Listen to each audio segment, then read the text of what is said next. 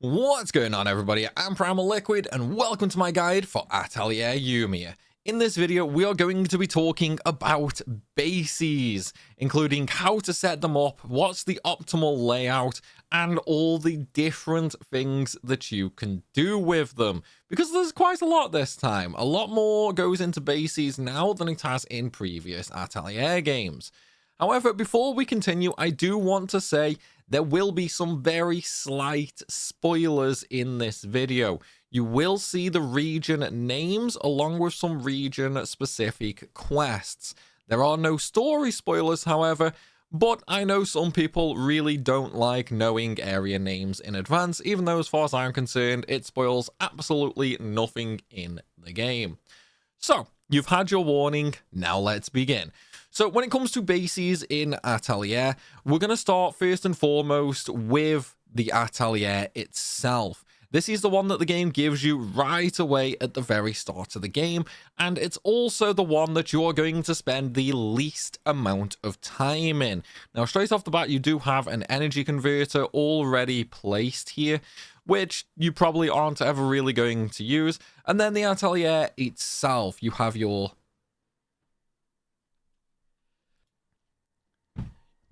actual synthesis bit right here as soon as you go in, and you have a workbench. Now, these red areas that you can see on the floor, these are building areas. You can place things in these sections. Here in the first Atelier, though, there is pretty much nothing that you can really do because the sections are so small and you are very limited. That is why I say you are pretty much never really going to do anything here outside of the very, very start of the game. You're pretty much just going to place down things that the game tells you to advance on the quest. So we're going to ignore this one right now, and we're going to go to the first actual base. Now, in each region, there are multiple bases that you can build. I say all of them, pretty much all of them, you unlock when you do the actual mana-bound areas. So when you clear mana-bound areas, you can then build a base near that mana-bound section. There is a slight, and I do mean very slight exception to this rule, however. There are a couple of quests in the game that do unlock bases for you in optional areas. So just be warned, you can get an extra 1 or 2 bases that way. As for all the others, pretty much all of them just come from clearing mana-bound areas, which is a story requirement. Now, let's talk about these sort of bases that you can unlock and that you can build, because obviously you can completely customize your own bases if you want to. That is entirely up to you. So, first and foremost, this is one of the first bases we're going to look at. This right here is not a building that I put together. I am just terrible at, actual construction myself. So, this is one of the pre-builds. However, we're going to take a look at the pre-builds right now. So first of all, let's take a look at our building menu. And then we're going to look at the catalog. Because this is a nice big section, we can view the catalog, which allows us to basically just one-click things. It's infinitely easier than trying to manually build something yourself. So, right here, as you can see, there are 5 sorts of buildings that we can place down. We have the first version, which is the normal/free build. Now, I don't know why it says free. It's not free. Only the very, very, very first one is. All the others cost resources. In terms of what this does, this gives access to the comfort level bonus, aka how happy all the guys in the region are. What I will say is this particular one serves absolutely no purpose outside of doing region quests. Okay, literally zero reason. You will typically build one of these, max out the region comfort level that you need to, turn in the quest, and then you're just going to delete it and never place another one of these down again. There is one exception, however. I do have one placed because that is my be-all, end-all synthesis area, basically. It's way better than the starting Atelier, so you can get a lot of bonuses from it. But other than that, we'll talk about that one a little bit later because that's a very niche case for endgame, basically. But going through the game, you're going to build one of these in each area, max out the comfort level, and then you're never going to touch it again. What about the others? Well, first of all, let's actually take a look at how you unlock these others. So we're going to go to the pioneering effort. Now, each region has its own pioneering progress, okay? So the very first one, we have the Ligneous region. Now, going through this, as you can see, every 10% gives you an unlock. Right here, we have special build warehouse. This is what you are actually looking at in this particular section right here. And then further down, you have the greenhouse. This is the second of the 5 that you can have. And then that's all for this particular region. However, once you get to the second region in the game, you can also unlock... oh, okay, nothing in the second region, that's just individual. So these right here, the Dissembler and the Forge, these actually go in a base, and these improve things and give you extra functions. We'll talk about that once we actually get to my base later on, though. In the third region, you get the manufacturing plants. That is another type of building, which again, we will talk about and I will show you. And then in the final region, you get the mana converter, which is basically the last one. Okay, so now that we've taken a look at the types of building, let's actually take a look at what they actually do, shall we? So first of all, in order to do these, I will say there is a bug. Okay, there is a bug. At least I assume it's a bug. You can build these buildings so that you can actually place them, or should I say so that they show up here in your regular manual placement. You cannot place these manually. Do not waste the materials actually building these, okay? You cannot place them manually. You can only build these via the catalog. So just be forewarned about that. Okay, so this is the normal build. You don't care about that. So let's look at the one that we have right here. So the very first one you unlock is the storehouse. Now, what this does is you are going to build one of these at the very, very start, okay? This is probably going to be the first one that you build, and you're just going to leave that all game. All you do is you build this and you leave it alone. You don't need to do anything special for this whatsoever. What this basically does is it expands your containers. Now, when I say your containers, I don't mean your general basket that you walk around with. I mean your actual container. You see how in the upper right there where it says empty, I have 1,058 spaces. Now, one thing I do want to say is if I sort this by quantity, you see how with this Wise and Wood I have 999? That only counts as one quantity. Okay, that only counts as one quantity. The actual individual species are related to all these items. So right here, we have 1, 2, 3, 4, 5, 6. We have 6 different grades of wizened wood. As you can see, though, I've got 999 of grade E. I've got 447 grade Ds. I've got 10 grade As, 373 grade Ss. All of these items, okay, I mean, there's like, what, 1,200, 1,300 there? That's only 6 container species. So what you're going to do is you are going to build one storage unit at the very, very start. Doesn't need to be the very first building you place. You can do it as a second or the third if you really want to, but you are going to have one. And then you're just going to leave that. That's literally all you need until the end of the game, basically. Once you have that one done, okay, we're going to move on to the second building. Now, I'm pretty sure for me, it's probably not this one. It's probably my other one. Yeah, it's my other one. Right, so let's go to there first and foremost, because we'll come back to that one in a minute. And this one is also not the right one. Okay, so I actually have 2 of them. Whoopsie.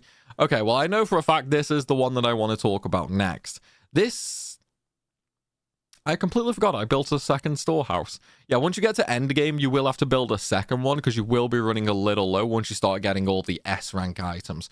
Okay, let's move over here. I know for a fact this is the one I want because everything else is only one sort of building. The building in question is going to be the greenhouse. Now, what the greenhouse does is it's very, very unique.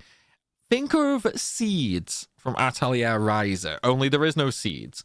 Or think of gem duplication from Atelier Ryza. What this is the greenhouse basically allows you to duplicate materials. You can either do it based on time, which is free, or you can spend neutral particles to instantly duplicate them. First of all, don't spend your particles duplicating materials. It's a giant waste. Instead, save it for equipment later. That is what you should spend your particles on. The reason the greenhouse is so amazing and why you should place it ASAP is because it allows you to duplicate your S rank items incredibly easily. Okay? Like literally super easy. So every single building I have, other than the ones we've already been to, okay, so all the buildings here, in fact, if I just go to filter, hide all of them, let's just have my buildings on. So as you can see, all of my buildings, okay, all of these buildings everywhere, these all have greenhouses. You can only have one building in each area, and they are all greenhouses, apart from this one right here. That's my actual base. So again, use the greenhouses to duplicate your S rank items. The more you have, the better, especially when it comes to things like Dunkel heights and things like that. You want to get your S ranked items duped a lot because you are going to be using a lot of them later on. And they serve some mega good purposes as well. Okay, with that said, let's move on to the next building, shall we? And this is the one that you're typically going to have maybe just one or two of. This is going to be the third building that you unlock.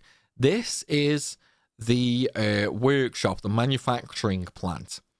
Now, what the manufacturing plant is this is essentially the same as the greenhouse, only this doesn't duplicate materials. This duplicates synthesized items. So right there, I've got my Ultimate Philosopher's Stone duplicating. It takes 3 minutes and 45 seconds to duplicate. The time required for both the manufacturing plant and the greenhouse is based on the item rank. So you see where it says S there? That is the rank. That is all that goes into the time requirement. And of course, you can also quick duplicate using the particles as well. Don't do that. It's a terrible idea. Now, if we actually take a look at the items that we can duplicate, item rank. So as you can see, we've got ingots, we've got red neutralizers, couldn't think of the word there. We've got perpetual machines, got my philosopher's stones. We've got an attacking item. We've got our armor materials. We've got our ingots. We've got armor itself. We've got weapons. We've got items and so on and so forth. This is what you use to duplicate anything that you have synthesized.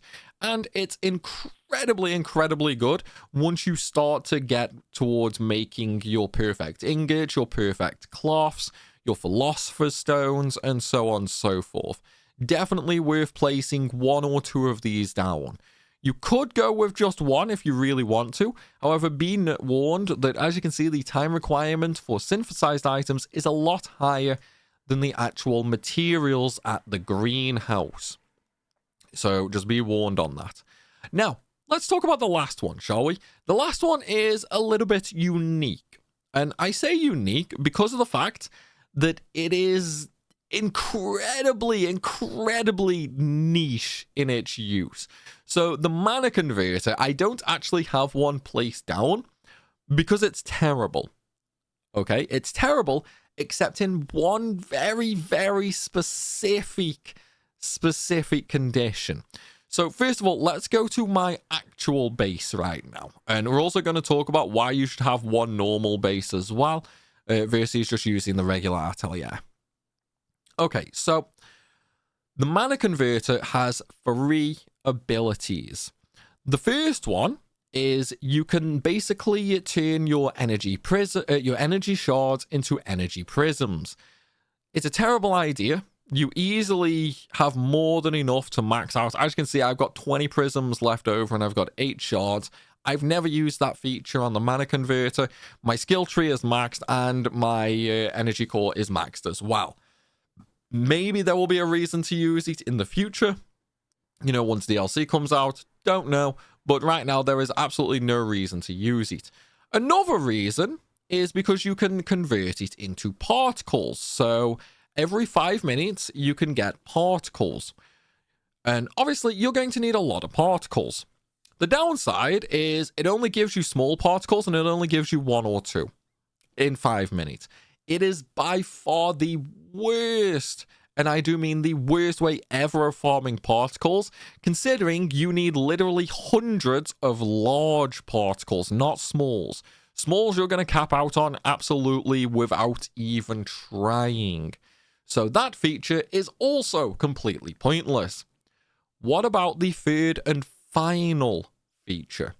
That is going to be you can turn it into traits. So once again, every 3 to 5 minutes, you can basically create 3 trait crystals from nothing. Why is this important? Well, it's because if you want to get the highest rank 6 traits, there are only really 2 ways of doing it. The first is you farm rank 6 traits, which you need to do on charismatic difficulty, which is easier said than done. Or at least easier said than done until you get post-game. Then it becomes very, very easy. Check down below in the description. Trust me, you are going to want to see that. So if you are using low rank traits, what you are going to do is you're basically just going to mass produce these traits, okay? You are literally just going to mass produce these going all the way up. Now, when I say mass produce, let's take a look at warrior stance. So right now, in order to create warrior stance, we're using an attack up plus trait, which is rank 1. We're using a rank 1 skill boost plus, a rank 2 crocodile slayer, and a rank 1 wolf slayer. All 4 of these traits, okay, are going to turn into the bottom result, which is warrior stance. So what we're going to do now is I'm going to go ahead and blend them. So I do now have a rank 2 warrior stance, which I just created from 4 miscellaneous traits. Then if I wanted to create that one into a rank 3, obviously I don't have the item there, but we've got item expert here, increases item damage and reduces skill damage. So, you know, it's not bad. We also have compression. So that one could be really, really good. I mean, at rank 6, that would be an extra 120% damage. Incredibly, incredibly potent. And so on and so forth. The downside is it's going to take 40 traits to get a single rank 2. Well, I say 40. It's going to take 40 rank 1 traits to get a single rank 2. No, to get 10 rank 2s. And then those 10 rank 2s will only give you enough for 2 rank 3s. Which means you can't even create a rank 4, basically. But again, it's not really worth doing, because you can just farm rank 6 traits right from the get-go, and you can basically just use them to power level everything up to rank 6, just by manually doing that. So don't bother using the mana converter. Terrible, terrible idea. Okay, so let's talk about the actual base now, and why we have all of this stuff here. So first of all, let me just enter building mode. So right here is the synthesis altar. All around the synthesis altar, we have other stuff like this right here, which boosts the quality of finished items. We have a fixed chance to increase the quantity. Some items will be returned, yada, yada, yada. And these you basically just place down near where you are synthing, basically. This is why you create your own, because you cannot use these items at the starting atelier. Then, over here, we have the forge. This is basically used to upgrade equipment after you've, created a perfect piece from synthesis. You then go into here and use another item to add a couple of extra abilities and more stats, basically. Next to the forge, you want to place some anvils, which increase the stats that you get from the forge. Again, you cannot place these at the starting atelier. That is why you are going to create one main base that you are going to use for all of your synthesis and item needs, because it's just way better than using the basic one. Now, let's say you've duped all your S-rank items and you've got your main base. What are you going to do then? It's simple, actually. You're just going to replace all the greenhouses that you don't need anymore with the manufacturing plant. And then you're just going to duplicate all of your perfectly synthed items over and over and over until you have way more than you can ever possibly need. Now, while this is a little bit slower than Ryza's gem duplication method, it is actually a lot easier because you don't have to farm gems or anything like that. You just put items in and forget all about them. And of course, you can do tons and tons at once. Every individual base can do one item each. So yeah, you can basically work on like 10 plus at a time. But though, everybody, that is going to be it for this video. I really hope it's helped. I hope it's answered any questions that you might have. If it has, then please be sure to drop a comment down below. Of course, if you have any questions, also do that. I'll be happy to answer. And of course, leave a like on the video. It helps tremendously. And if you're new around here, make sure you subscribe for even more guides. Also, before I go, I do just want to say there is an Atelier Yumia playlist linked down below in the description. Definitely check it out for all of the guides for this game. There's going to be quite a few. Until next time though, everybody, thanks for watching, and I'll see you soon.